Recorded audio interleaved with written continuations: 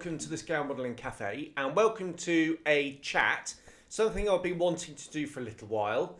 And the subject of this chat is competitions. Can be quite divisive. I know there's been a lot of controversy in Merca over at their national championships. I'm not going to go into that here and now, primarily because I don't know the detail of it. I've just got a superficial understanding of picking up models and all that kind of stuff. But I'm not going to go into that now. What I'm going to do is I'm just going to chat about my experiences entering competitions, why I did that. I don't do that anymore. And my experiences as a judge, doing some judging, helping out and that kind of thing as well, and motives behind that.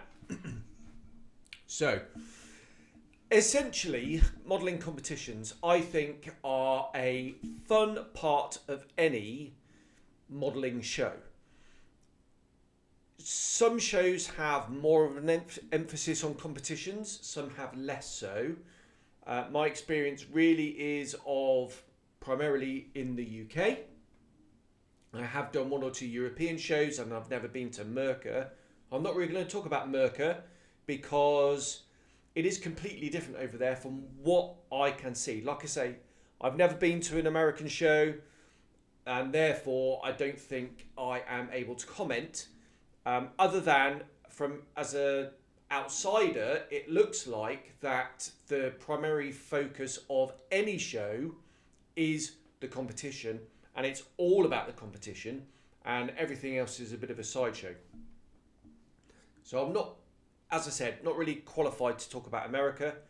This is primarily the UK with maybe a bit of European blah going forward.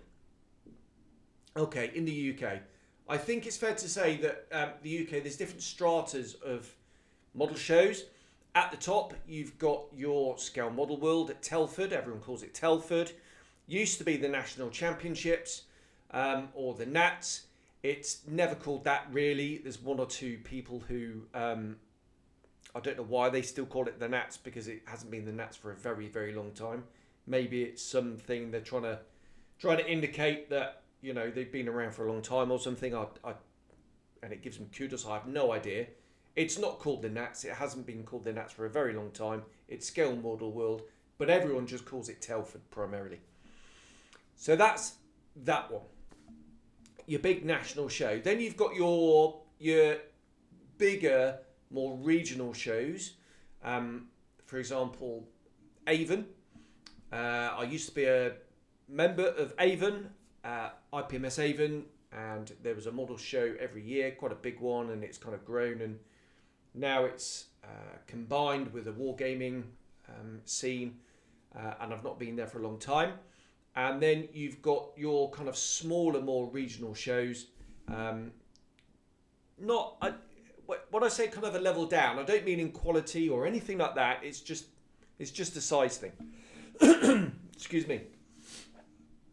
But the reason why I entered competitions when I used to go to a model show, and obviously being out here in the Middle East, when I go home, time is precious, and I would get divorced if I go to a bunch of model shows in my time when I should be with the family. And to be honest, I'd rather be with the family. Don't get me wrong. But why did I enter competitions then? I entered the smaller shows such as Avon and the club shows because it supports the event. If the organisers have taken the time to include a competition in the show, then I think it's nice for modellers to go and help the show and enter the competition just for a bit of fun. It doesn't mean anything as such, because at the end of the day, it's only someone's opinion, and I'm going to talk about judging later. But it's just nice to support the show in the things that they're putting on. And that's why I used to do it. And sometimes you win, sometimes you don't, and it's just a bit of fun.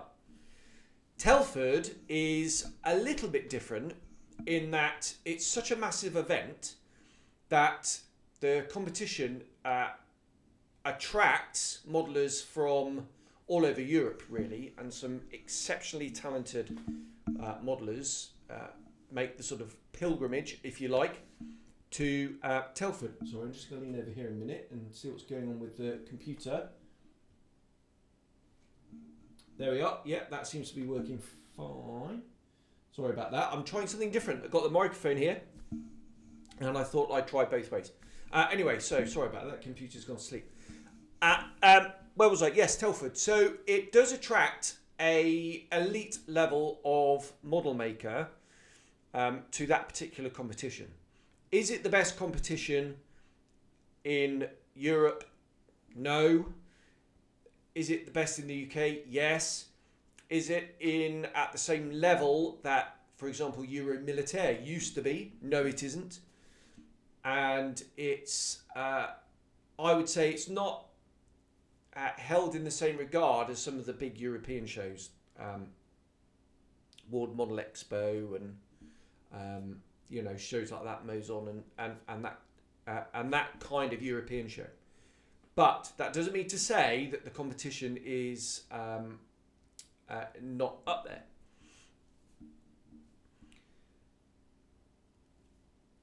The primary reason that I entered my models into the competition at Telford was not pot hunting. I was not a member of any club, and it was the only place I could show off my models. And we all like showing off our models and talking about them and talking about other people's models. That's the whole point of it, isn't it? So it was a way for me to participate in the show and talk about my models.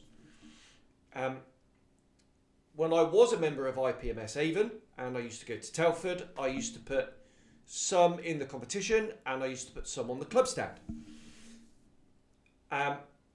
So subtly different back then, and the reason I did that, entering the competition back then, is because I wanted to compete and I wanted to win prizes. I also wanted to help support the event, but it's such a big event that reason was very much sort of in the background, if you like. So yes, I was guilty. That makes it sound like a bad thing of wanting to win prizes in the competition. Latterly, I honestly didn't care if I won or not. That sounds a load of crap, but it is absolutely true. And I've seen some funny things happen at some of these model shows, like at post-competition. Some sort of very amusing meltdowns from people taking it way too seriously, etc., etc. Sometimes I was beaten by a much better model, and that used to really please me greatly, because I'd only enter a model if I was really proud of my work. And I thought it might have a chance, and it was one of my better models, and I put it in there. And if it was beaten by a better model, I thought that's absolutely fantastic, because it's been by a better model. And that means there's some great models on display, and it was fantastic. Sometimes I was beaten by, in my opinion, a model that was not as good as mine. And, maybe the judges missed something subtle about the construction or something like that. And yes, it used to be a bit irritating, but that feeling very, very quickly passed, because I realised it was subjective. And at the end of the day, it's just someone's opinion. And if they preferred the other model, then fair enough. And very quickly, we're talking seconds, I would get over myself and I would carry on enjoying the event. Sometimes I would beat a model that, in my opinion, that other model was superior to mine. And again, oh, look at that. And I almost felt guilty. In fact, the last time I entered, I entered a 1/72nd scale Edward Spitfire into the 72nd scale conversion class. All I'd done for that model was cap off the cannon and stuck a circle of black decal where the camera lens was under the rear fuselage. And that was it, and did a natural metal paint job on it. The model that I beat, one of the models that I beat, was a RB57 in 72nd scale, converted from the Hasegawa kit. It was rescribed, had a load of extra detail on it, and in my opinion was a far superior model. And like I say, I kind of felt a little bit sheepish and guilty for winning that one. But, them's the breaks in a competition. So the Telford competition then. So when I used to judge, when I used to go to Telford, unfortunately it doesn't line up with my diary now. When I used to help out and judge, the push from the competition secretary was to try and make what is, at the end of the day, a subjective decision, to try to make it objective. Therefore, the marking was in certain categories out of 10. It was construction, painting, and decaling was a separate one. What were the other ones? I can't remember now, but one of them was originality of subject. And every year I used to chat to the guy that used to run the competition, and I used to say, you really need to get rid of that category, because it virtually guarantees that no Spitfire, 109, 190, 0, Sherman Tiger, F-16 is ever going to win that competition, because they're going to get really low marks for it. That never happened. It was always in there. And I thought that was a real shame, because there were some stunning models that weren't getting the recognition that they deserved. I also remember I entered a Tamiya T55 in 35th scale, did a dozer blade on it, and it was a desert one, and I was really, really pleased with that model. That's why I entered it. And it didn't place. And it didn't place because for decals and markings, it got 0, because on that model there were no decals or markings on it. So it got 0 out of 10. Had it got, now I can put a decal on, had I got 5 out of 10, it would have won gold. So again, there was a flaw in the system. And like I say, for a long time I tried to get things changed, but it didn't change because the competition guy said, well, the reason we have these categories of marks out of 10 is so when a modeler complains, then we as a team can turn around and say, well, this model is objectively better than this model because this model got 48 out of 50 and your model only got 45 out of 50, and therefore this model is better than that model. Completely forgetting that the actual scores on the... Oh, sorry, I don't know if you heard that. I just banged the microphone. Sorry, first time doing this. The actual scores on the doors were subjective in the first place. So I found that very, very strange. Anyway, I'm pleased to report that it's evolved, it's changed, and I think it's much better. But there we are. Right, judging. So the first time I volunteered to judge, I waited till I'd won a gold medal because I felt that until that point, I didn't have the credibility as a judge. When I won a gold medal, I then volunteered my services as a judge, and actually, you know, it takes 3 or 4 hours, almost half a day of the show, you're giving up your time to judge. The benefit of that is you get into the competition area without the great unwashed being allowed in there, and so you get a really good view of the competition. That was the kind of payment I thought that you got for being in the competition. So I'm just going to read this again. It's a bit, it's about to fall over. Sorry about this. Right. Judging itself then. Like I say, it is subjective at the end of the day. I was teamed up with a bloke who said he was a very experienced judge because he'd been judging air cadet modelling competitions for 10 years. That was my first red flag.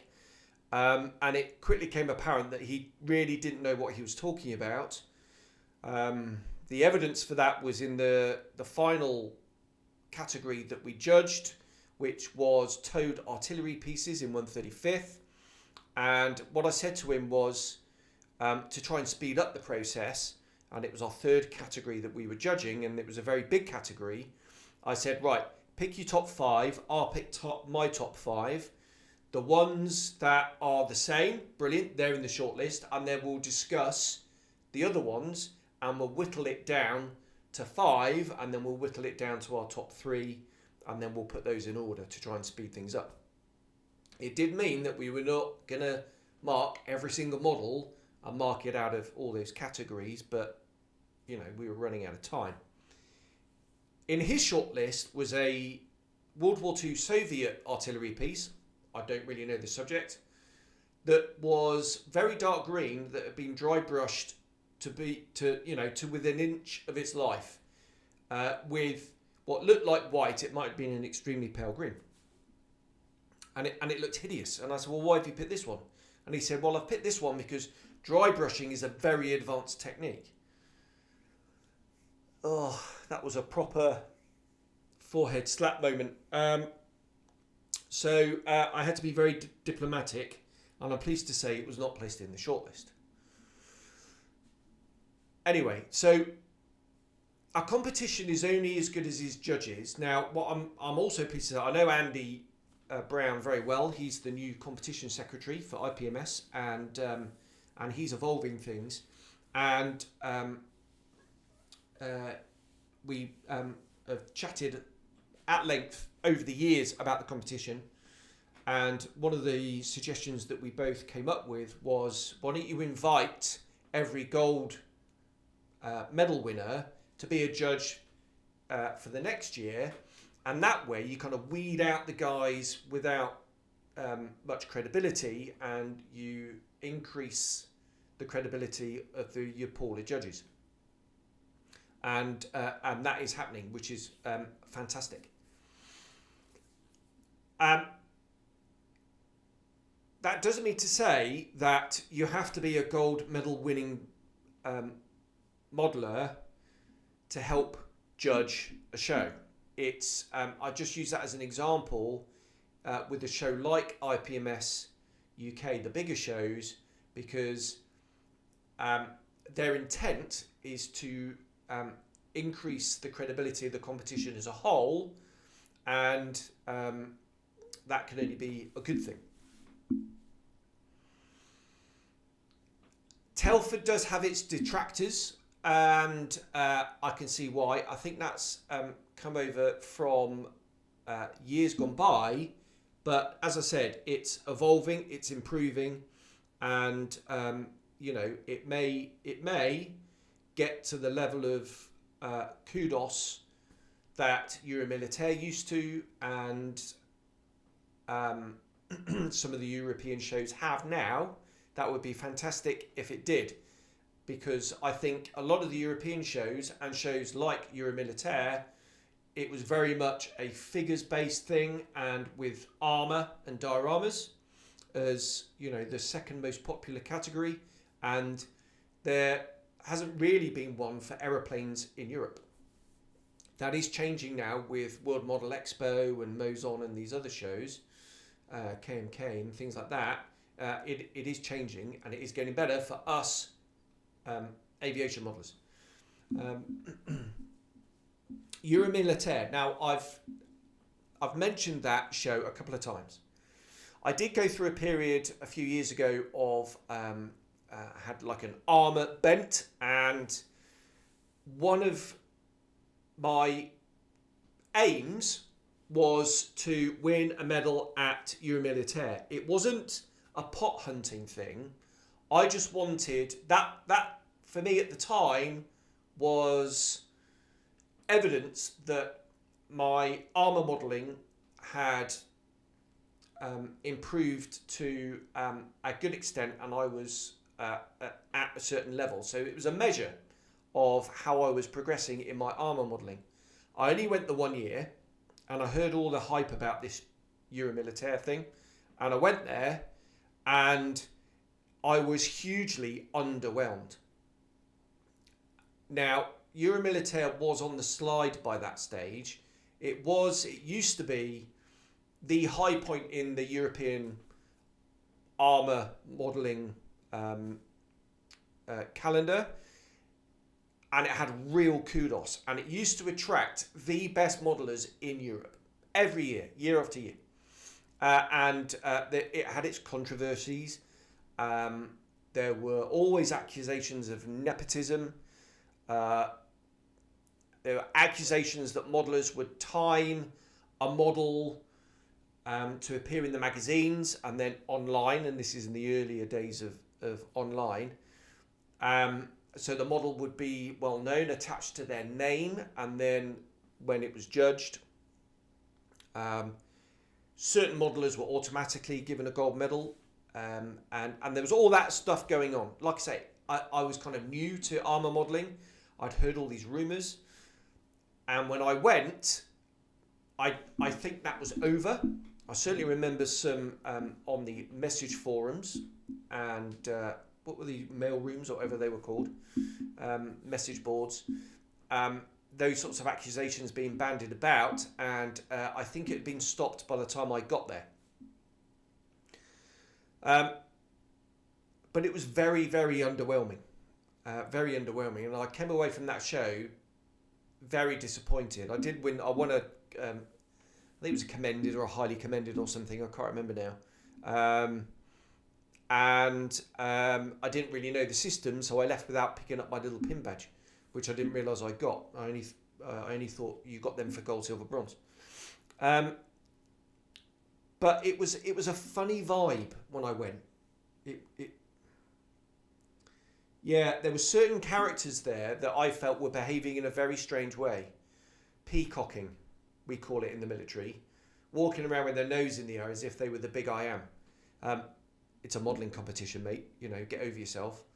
And there was an amusing incident when a modeller, his model wasn't awarded anything, and he had a complete meltdown. And that was very funny. So, yeah, it had its upsides, but yeah, just a very strange experience. Anyway, Euromilitaire is gone. It's fizzled out, died a death. And we have these European shows now, which I've not been to, which I'd love to go to. And I'd love to enter the competition and just see what happens. You know, just for a bit of fun. So, where are competitions going in the future then?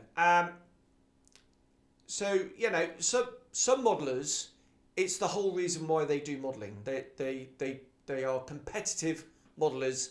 That spurs them on, and that's within their nature. There's other modelers who, like me, that just kind of there was nowhere else to show off their models, or you know they're into it for a bit of fun, or they wanted to support the show, things like that. So, with most things, there's a spectrum.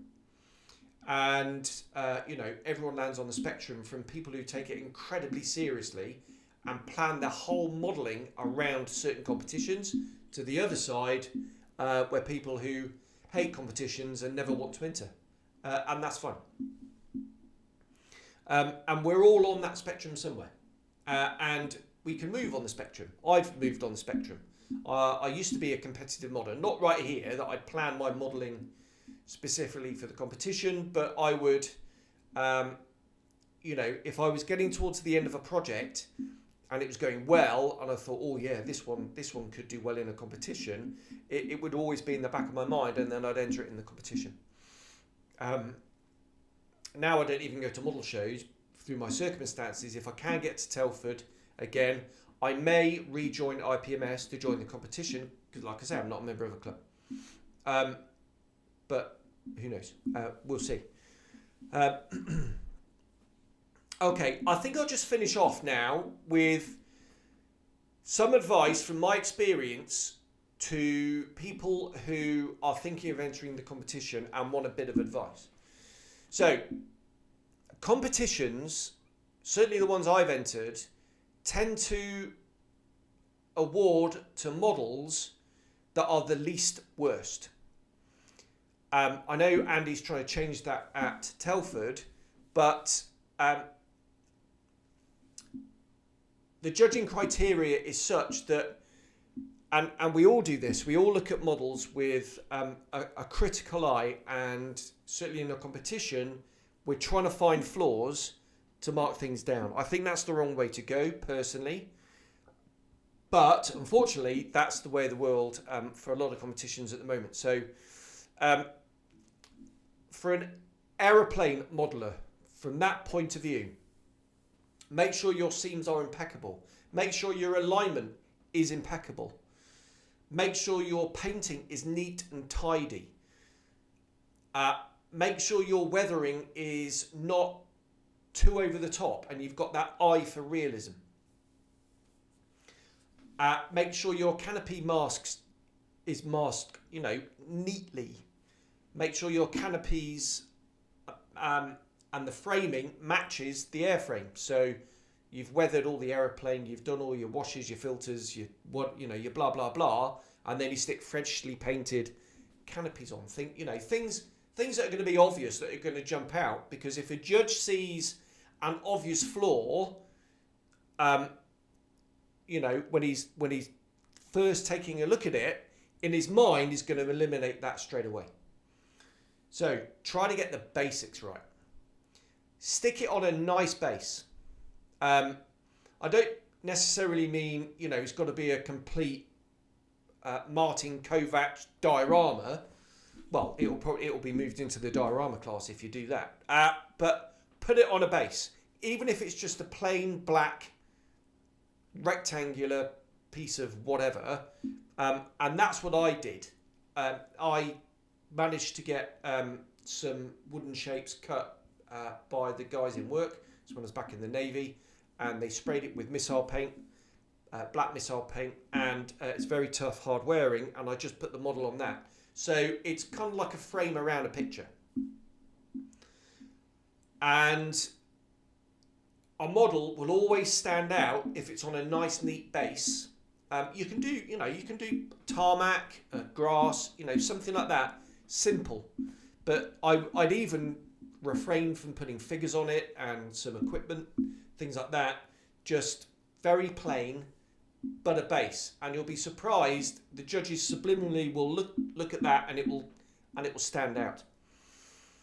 So that is very quickly my advice to modelers. It's not that you're trying to hoodwink the judges. You're just trying to give your model the best chance, really.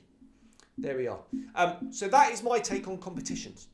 I hope you enjoyed that. I hope it's not too controversial. I'm wondering if this microphone thing's worked. If not, I'm going to have to redo it, in which case you won't even know. So if you're watching this and I've been doing this bit, you'll know this has worked. There we are. Right, I'm waffling now. I enjoyed that chat. It'd be great to hear your opinions, your experiences of entering competitions. If you've got any funny anecdotes, any particular meltdowns from some particular models or modelers, it's always amusing when people take themselves far too seriously. And your opinions on modelling competitions would be great to hear. So thanks very much, and I'll see you on the next one. Cheers, bye bye.